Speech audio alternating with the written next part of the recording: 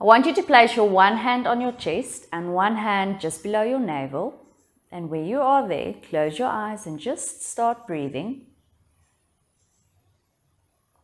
Just as though you are trying to get air into your lungs. There's no right or wrong way. You're breathing for survival. For a moment there, observe which hand is doing most of the work. Is it the hand resting on your chest? Or is it the hand below your navel?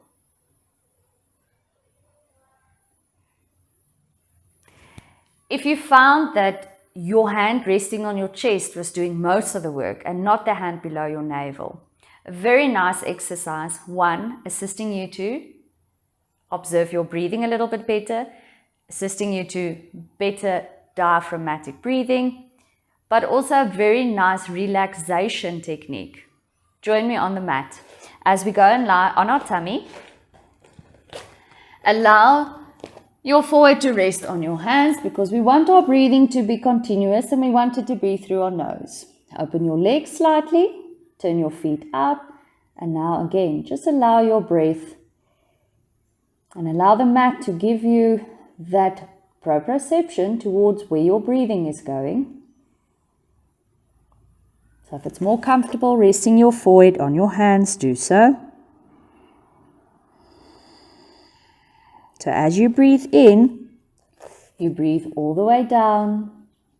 Feel how your interabdominal space expand, how your navel pushes into the mat. And then as you breathe out, just allow your body's weight and gravity to empty out your lungs.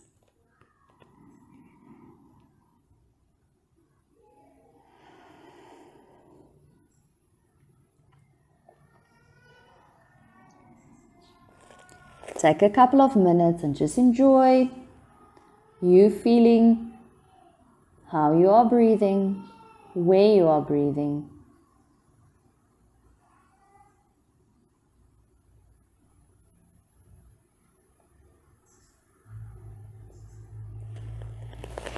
If you found that you were battling to breathe down towards your navel, especially getting your breath more towards your pelvic floor, a very simple and effective stretch, we call the quad stretch, can assist with this. So where you are still on your tummy, just grab hold of your left foot with your left hand, squeeze the left butt, draw your left shoulder blade back, and push your foot back into your hand. Hold this here now as you feel the stretch along the quad, all the way, maybe also all the way up towards the shoulder. And again, we're trying to breathe past the navel, all the way down into the pelvic floor. Keep that butt squeezed, keep that foot pushing back into your hand. If you feel that you can progress on this, you're welcome to take your opposite arm out to the side, bend the opposite knee up and out, and this should increase the stretch into that left quad. Again, breathing down towards the navel, into the pelvic floor. And let's swap sides. Good, over to the other side. Grabbing hold of your right foot, right hand. Keep the butt squeezed. Draw the shoulder blade back. And now you press that foot back into your hand as you feel that quad stretch. Focus on getting your breathing past your navel, all the way into your pelvic floor. Again, if you feel like you can progress on this or increase the stretch, opposite arm and leg out to the side. Remember not to drop that foot out to the side, but keep that ankle in line with your knee as you breathe in and out.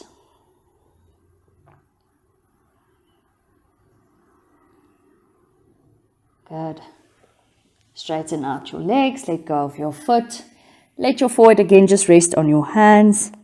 Slightly open your legs, feet turned out. And just observe the difference compared to before the quad stretch towards after the quad stretch. The amount of space that we created down towards the pelvic floor. Making your diaphragmatic breathing a little bit more easier. And already we're feeling much more relaxed than when we started. Good. Coming up from this position, hands underneath your shoulders. Remember to tilt the pelvis as you come up. Good. And then we pandiculate a little bit here. So there was a change in our body. So we always like to just move with that change. Good. Tuck in your 10 toes. Push your bum up towards the mat. Ceiling. Walk your feet. Hands to your feet. Good. And just roll it up. And again, as you come up, give yourself a moment just for the blood pressure to normalize. Good. So we've created some space. We've brought our awareness down towards our pelvic floor and more towards our diaphragmatic breathing. We've created space, stretching those quads. Now let's put all of this together as we strengthen, because no use in us making the space and not working into the space. So we're going to do this by a lovely squat. So your feet are going to be nice and hip width apart. You're welcome to turn your toes slightly out. Good. Now as you breathe in, sit back and down. Pretend as though there's a chair behind you. So the bum's out, knees stay open, chest stay up, down as low as you can go. And as you breathe out, squeeze the butt, come back up. I'm going to give you a side view of this. So as I said, as you breathe in, bum out, knees open, chest stay upright. You sit back and down as deep as you can. And as you breathe out, you come back up. Note that as I sit back and down, I don't have a chest collapsing, so I don't end up looking down towards the mat, nor do I have a tucked in tailbone. I have a flared butt, arched back, open chest, knees stay open. Now let's hold it here and add a small little bounce. Good. In the same process, you can spread your 10 toes, press them down to get the arches of your feet activated. Good. And you should feel those quads start firing as they start burning. Good. For another 8, 7, 6, 5, 4, 3, 2, 1, and push it all the way back up. And that was it.